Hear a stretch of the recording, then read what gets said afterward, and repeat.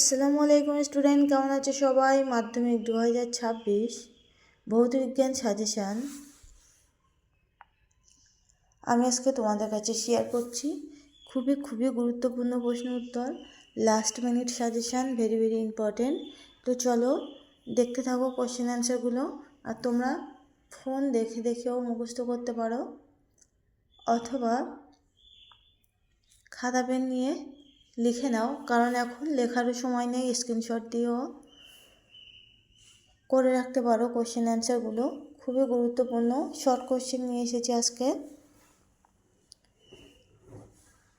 তো চলো, 1 নম্বর কোশ্চেন হচ্ছে, বায়ুমণ্ডলের শীতলতম স্তর কোনটি? বায়ুমণ্ডলের শীতলতম স্তর কোনটি? উত্তর হচ্ছে মেসোস্ফিয়ার। 2 নম্বর কোশ্চেন হচ্ছে, বায়ুমণ্ডলের উষ্ণতম স্তরটির নাম কি? বায়ুমণ্ডলের উষ্ণতম স্তরটির নাম কি? উত্তর হচ্ছে থার্মোস্ফিয়ার।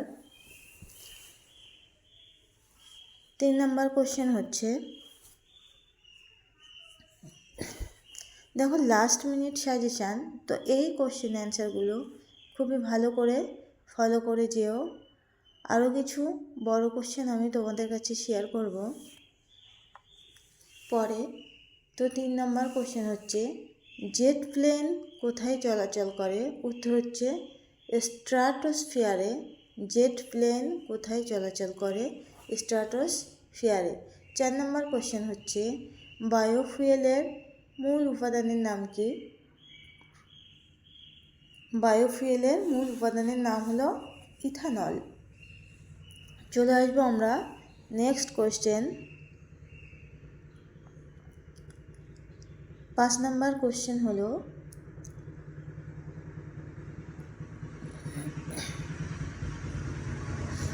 কোন স্কেলের তাপমাত্রা কখনোই ঋণাত্মক হয় না? কোন স্কেলের তাপমাত্রা কখনোই ঋণাত্মক হয় না? উত্তর হচ্ছে কেলভিন স্কেল। 6 নম্বর কোশ্চেন হচ্ছে, স্থির তাপমাত্রায় নির্দিষ্ট ভরের গ্যাসের চাপ দ্বিগুণ করা হলে গ্যাসটির আয়তন কত? স্থির তাপমাত্রায় নির্দিষ্ট ভরের গ্যাসের চাপ দ্বিগুণ করা হলে গ্যাসটির আয়তন কত? উত্তর হচ্ছে অর্ধেক হবে। যে সমস্ত স্টুডেন্ট আজকে আমার ভিডিও প্রথম দেখছো, তোমরা প্লিজ সাবস্ক্রাইব করো আমার চ্যানেলটিকে। আর পিছনে কিছু কোশ্চেন অ্যান্সার আছে, অবশ্যই সেই কোশ্চেন অ্যান্সারগুলো ফলো করো। আর একটু বেশি শেয়ার করে দাও, যাতে সমস্ত বাচ্চা এই কোশ্চেন অ্যান্সারগুলো ফলো করতে পারে। তো ভালো লাগলে লাইক করো আর কমেন্ট করো কোনো সাবজেক্টে কোন কোশ্চেন অ্যান্সার দিতে হবে, তার জন্য অবশ্যই কমেন্টের মাধ্যমে জানিও। তো আমরা চলে আসছি 9 নম্বর কোশ্চেন, বেলুন ফোলানোর সময় কোন রাশিটির পরিবর্তন হয় বলে বয়লের সূত্রটি প্রযোজ্য হয় না? বেলুন ফোলানোর সময় কোন রাশিটির পরিবর্তন হয় বলে বয়লের সূত্রটি প্রযোজ্য হয় না? উত্তর হচ্ছে ভর। 10 নম্বর কোশ্চেন হচ্ছে, কোনো আদর্শ গ্যাসের ক্ষেত্রে উষ্ণতা স্থির রেখে চাপ বৃদ্ধি করলে গ্যাসের অণুর গড় গতিশক্তি বৃদ্ধি পায়। কোনো আদর্শ গ্যাসের ক্ষেত্রে উষ্ণতা স্থির রেখে চাপ বৃদ্ধি করলে গ্যাসের অণুর গড় গতিশক্তি বৃদ্ধি পায়। চলে আসবে এবার আমরা নেক্সট কোশ্চেন, 2 মল অক্সিজেনের ভর কত? উত্তর হচ্ছে 64 গ্রাম। 2 মল অক্সিজেনের ভর কত? 64 গ্রাম। অ্যামোনিয়া গ্যাসের বাষ্প ঘনত্ব কত? অ্যামোনিয়া গ্যাসের বাষ্প ঘনত্ব কত?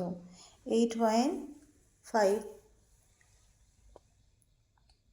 চলে আসবো আমরা নেক্সট কোশ্চেন। তার আগে বলি, তোমরা খুবই ভালো করে কোশ্চেন অ্যান্সার মুখস্থ করো। টেক্সট বুকটা খুঁটিয়ে খুবই ভালো করে পড়ো। 13 নম্বর কোশ্চেন হচ্ছে, 5 মল অ্যামোনিয়া তৈরি করতে কত গ্রাম নাইট্রোজেন প্রয়োজন? উত্তর হচ্ছে 70 গ্রাম বা 70 গ্রাম। 14 নম্বর কোশ্চেন হচ্ছে, মোল কিসের একক?